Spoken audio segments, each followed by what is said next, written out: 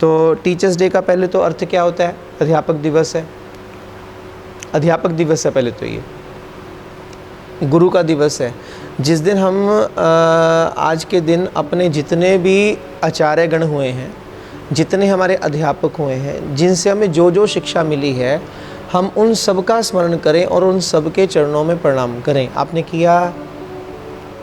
School में जाते हो, स्कूल के जिस टीचर से आपने कुछ भी सीखा उन सबको याद किया?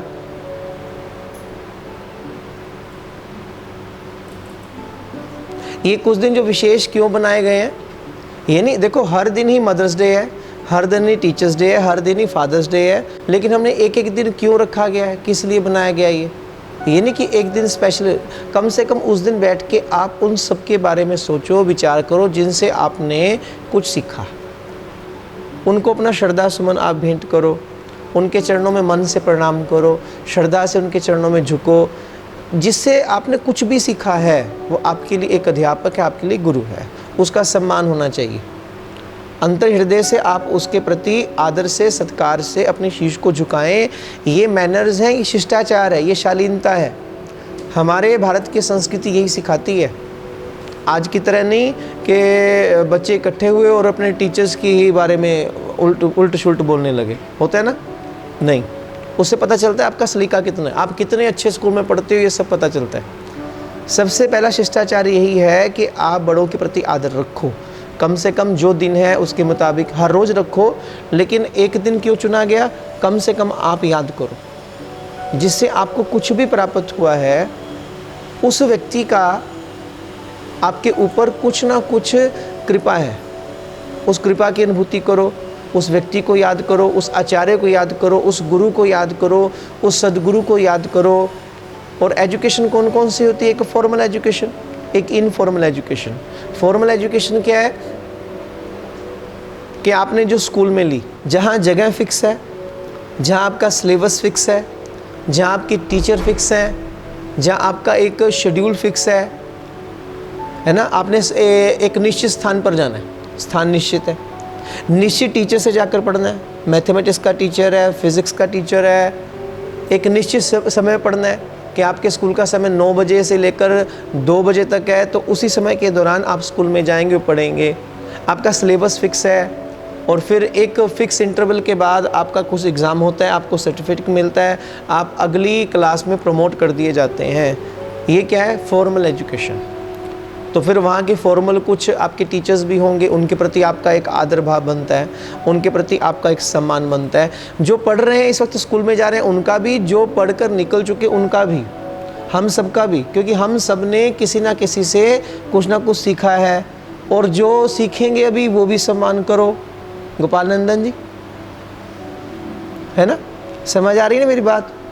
हाँ, जो लोग अभी जाएंगे उनको भी सम्मान करना है, लेकिन जो भी जाएंगे, जिनकी आयु नहीं हुई अभी स्कूल जाने की, उनके पीछे तो है ना, वो कहीं से तो आए हैं, वो जो पवित्र आत्मा कहीं से आई है, तो उनके वहाँ भी कोई सदगुरु है, उनके वहाँ भी कोई टीचर्स हैं, तो उनके प्रति भी एक नेचुरल भाव बनता है, एक नेचुरल जो है एक शिष्टाचार बनता है। तो उनके प्रति आदर हो, उनके प्रति सम्मान हो। ये कौन सी? Formal education. एक है इनफॉर्मल एजुकेशन। इनफॉर्मल एजुकेशन क्या होती है?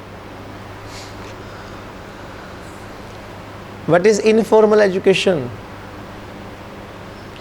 Informal means जहाँ कोई चीज़ फिक्स नहीं है, कोई जगह फिक्स नहीं है, कोई पढ़ाने वाला फिक्स नहीं है, कोई आपका सिलेबस फिक्स नहीं है। आप कहीं से भी, किसी से भी सीख सकते हैं, किसी भी स्थान पर सीख सकते हैं, चलते फिरते भी सीख सकते हैं। कोई भी वहाँ आपका गुरु हो सकता है, कहीं से भी आपको कोई ज्ञान मिल सकता है। जैसे भागवत में दत्तात्रेय भगवान की कथा आती है। दत्तात्रेय भगवान की कथा आती है। दत्तात्रेय भगवान के 24 गुरु हैं, और वो गुरु कौन से हैं कि वो जो प्रकृति में भ्रमण करते हैं, तो जहाँ से जो शिक्षा मिली, धरती से उन्हें शिक्षा मिली, धैर्य की, शांति की। इतना उपद्रव धरती पर होता है, इतने पाप अत्याचार धरती पर होते हैं, इतना हम विसर्जन करते हैं मल मूत्र का, हर चीज़ का, उसके बाद भी धरती कितना सहन करती है, कितना अधिक धरती सहन करती है। तो उससे दत्तात्रेय भगवान को एक परम तृप्ति की, परम शांति की शिक्षा मिल रही है। तो वहाँ पर देखो, सीखने की पात्रता होनी चाहिए, हमारे अंदर कैपेबिलिटी होनी चाहिए कि हमें कुछ सीखना है, तो पूरी प्रकृति आपको सिखाने को तैयार है। दत्तात्रेय के अंदर कैपेबिलिटी है कुछ सीख लेने की, एक जिज्ञासा है उनके अंदर, एक क्यूरियोसिटी है, मैं कुछ प्राप्त कर लूँ, एक पोटेंशियल है उनके अंदर कुछ हासिल करने के लिए।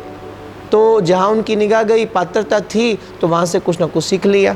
धरती से सहनशीलता की शिक्षा कि we should have patience always, हमारे अंदर सहनशीलता होनी चाहिए। सबसे बड़ा आज दुर्गुण क्या है कि व्यक्ति के अंदर सहनशीलता नहीं है, वो पेशेंस जरूरी है। दत्तात्रेय धरती से उसकी शिक्षा सीखते हैं, लेते हैं। एक बांस बनाने वाले शिक्षा ले लेते हैं, पक्षी से शिक्षा ले लेते हैं, आकाश से शिक्षा ले लेते हैं। बड़ा विस्तार में भागवत जी में इसका जिक्र किया गया। This is informal education. यहाँ पर कोई मैटर नहीं करता कि एक इंसान ही आपको शिक्षा दे रहा है। प्रकृति का प्रत्येक हिस्सा, आप किसी वृक्ष के तले जाकर बैठे, पेड़ों से लदा हुआ वृक्ष था, झुका हुआ, आपको कुछ ज्ञान मिला। कि झुकाव कब आएगा? जब आपके पास कुछ होगा देने को, वृक्ष को फल लगे तो वो झुक गया, क्योंकि उसके पास देने के लिए संपदा बहुत अधिक है।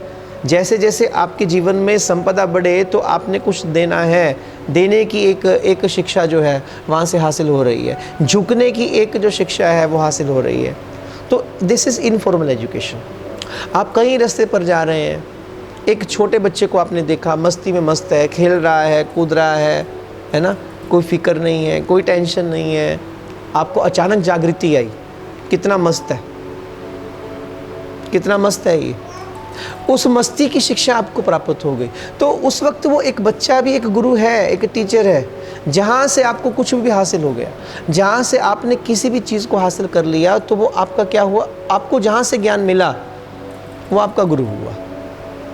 आवश्यक नहीं है कि बहुत अधिक पढ़े लिखने के बाद ही कोई गुरु बनता है, गुरु अनुभूति से बना जाता है, पहली बात तो ये। और एक बात आपको और बताऊं, जीवन में स्टूडेंट ही बने रहिए तो ज़्यादा अच्छा है, स्टूडेंट बन के ज़्यादा अच्छा है। जब तक बच्चे बने हुए हो ना, बड़ी मौज है। जब बच्चे बड़े होकर माँ बाप बन जाते हैं, फिर बहुत तरह की टेंशन साथ में हो जाती हैं, बड़ी रिस्पॉन्सिबिलिटीज़ आ जाती हैं, है ना। जितनी आज़ादी, जितनी स्वतंत्रता, जितनी मौज मस्ती इस बचपन में है या स्टूडेंट बनने के अंदर है, स्कूल लाइफ के अंदर है, आप खुद अनुभव करेंगे जैसे जैसे बड़े होएंगे वो जो मस्ती है। क्योंकि जैसे जैसे आप बड़े हो गए तो कहीं ना कहीं मस्ती क्षीण हो जाती है। इसलिए मैं अक्सर बोलता हूँ कि आप कितने भी बड़े हो जाइए, आपके शरीर की आयु कितनी बड़ी हो जाए, आप 50 साल के हो जाओ, 60 साल के हो जाओ, पर आपका बचपन कायम होना चाहिए, आपकी मस्ती कायम होनी चाहिए। जीवन कैसा होना चाहिए? जब आप बच्चों के साथ बैठे हो तो बच्चे बन जाओ, उनके साथ खेलो कूदो, मौज मस्ती करो। जब आप बराबर वालों के साथ बैठे हो तो उस वक्त आपका आयु उतनी हो जानी चाहिए। जब आप बुजुर्गों के पास बैठे हो तो आपका अनुभव बुजुर्गों जैसा होना चाहिए। ये भी एक जीवन जीने की कला है। This is the art of living, कि आपको हर स्थिति के अंदर, आपको हर परिस्थिति के अंदर एडजस्टमेंट करना आता है, आपको हैंडल करना आता है, ठीक है ना। सब बंदे इकट्ठे बैठे हंसी खेल कर रहे हैं, आप उदास होकर एक जगह पर बैठे हो, नहीं, आप बीच में आओ, अपने बचपन को जागृत करो। बचपन हमेशा आपका कायम होना चाहिए। जीसस से पूछते ना लोग, ये साधु कौन होता है, संत किसे कहते हैं? बोले जिसका स्वभाव बच्चे जैसा। बस बच्चे जैसे का अर्थ क्या है? बच्चे में क्या होती है? एक मस्ती, एक मौज, कोई बोझ नहीं है, बड़ा आनंद है उसके जीवन के अंदर, कोई फिक्र नहीं है, कोई छल नहीं है, कोई कपट नहीं है, कोई दुर्भावना नहीं है। बच्चे की लड़ाई भी होती है तो उसमें कोई दुर्भावना नहीं है, बिना वजह के लड़ाई हो जाएगी और कुछ समय के बाद देखो कि बिना वजह के मिल भी जाएंगे आपस में, भूल गए लड़ाई को। माने अंदर कोई कपट नहीं, अंदर कोई छल नहीं, बच्चे का हृदय पवित्र है, पावन है। इसलिए जीसस ने इशारा किया, बोले जिसका स्वभाव एक बच्चे की तरह है उसे साधु समझो, उसे संत समझना चाहिए। क्योंकि संत का अर्थ मन की निर्मलता, मन की पावनता, मन की पवित्रता, कि बच्चे में ये सब गुण हैं, बच्चे के अंदर ये सब ऐश्वर्य, ये सद्गुण आपको सहज मिलेंगे। डुप्लीकेशन नहीं बच्चे के अंदर, बड़े को डुप्लीकेट बनाना पड़ेगा,